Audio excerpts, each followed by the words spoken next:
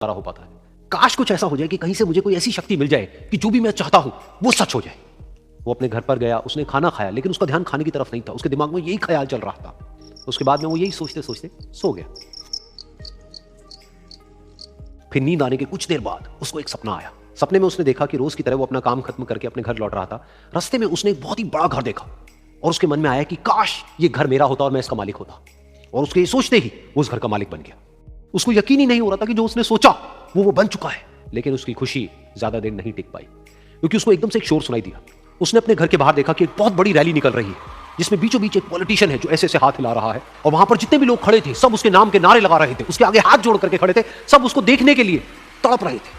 तब उसको यह एहसास हुआ कि मैं कितना छोटा हूं उसके आगे। और फिर उसके अंदर से एक ख्याल उठा कि काश मैं ये पॉलिटिशियन होता और मेरे पास भी इतनी ही पावर होती जितनी कि इसके पास में है। बस उसका इतना सा सोचने की देर थी, वो पॉलिटिशियन बन गया। उसकी खुशी का ठिकाना नहीं था, क्योंकि उसके आसपास में हजारों लोगों की भीड़ थी और सब उसको देखने के लिए तरस रहे थे, तड़प रहे थे। लेकिन उसकी यह खुशी भी ज्यादा देर नहीं टिक पाई। धूप बहुत ही तेज थी और उस पॉलिटिशियन को आदत नहीं थी इतनी गर्मी में रहने की। तो उस धूप की वजह से उसको चक्कर आ गए और वो बेहोश होकर के गिर गया। फिर उसको एहसास हुआ कि ये पॉलिटिशियन सबसे ताकतवर नहीं है, ये जो सूरज है ये सबसे ताकतवर है। और उसके मन में आया कि काश मैं ये सूरज बन जाऊं तो मेरे आगे कोई नहीं टिक पाएगा। और उसका इतना सा सोचने की देर थी और वो सूरज बन गया।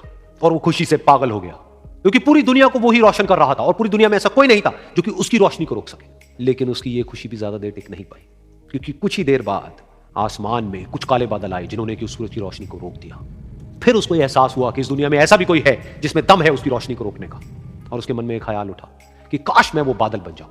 और वो बादल बन गया और आसमान में उड़ने लगा। उसको ऐसा लगा कि मैं आसमान में उड़ रहा हूं और अब मैं जहां चाहे वहां जा सकता हूं। लेकिन कुछ देर बाद वहां पर एक बहुत तेज हवा का झोंका आया जो कि उन बादलों को उड़ा करके ले गया। और फिर उसे ये समझ आया कि ये जो बादल हैं वो सूरज की रोशनी को तो रोक सकते हैं, लेकिन हवा को नहीं रोक सकते। ये हवा उनको बहा करके ले जाती है। फिर उसके मन में आया कि काश मैं ये हवा बन जाऊं, और वो हवा बन गया।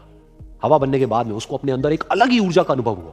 वो चाहे तो आराम से बहता और चाहे तो आंधी बन करके, तूफान बन करके, जिसको भी चाहे उड़ा करके ले जाता। उसको ये विश्वास होने ही लगा था कि इस दुनिया में सबसे ज्यादा शक्तिशाली मैं हूं। लेकिन तभी उसके सामने आया एक पहाड़। उसने अपनी पूरी ताकत लगा दी, लेकिन उस पहाड़ को वो इतना सा भी नहीं हिला पाया। तब उसको एहसास हुआ कि इस दुनिया में कोई है जो हवा से भी ज्यादा शक्तिशाली है, जिसमें दम है उस हवा को रोकने का। फिर उसके मन में आया कि काश मैं ये पहाड़ होता, और वो पहाड़ बन गया। लेकिन हर बार की तरह इस बार भी उसकी खुशी ज्यादा देर तक नहीं टिक पाई। उसको एक जानी पहचानी सी आवाज सुनाई दी और साथ ही साथ उसको दर्द होने लगा, जैसे कि कोई है जो उसको तोड़ रहा है, उसको मार रहा है। तो दर्द से वो चीखने लगा और उसके मन में आया कि काश मैं वो बन जाऊं जो कि इस पहाड़ को तोड़ने का दम रखता है। लेकिन इस बार उसकी एक ख्वाहिश पूरी नहीं हुई।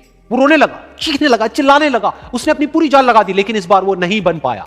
उसका दर्द बढ़ता ही चला जा रहा था और दर्द की वजह से एकदम से उसकी नींद खुली और सामने शीशा था। उसने शीशे में देखा और उसको समझ आया कि सपने में मैं वो क्यों नहीं बन पा रहा था जो मैं बनना चाहता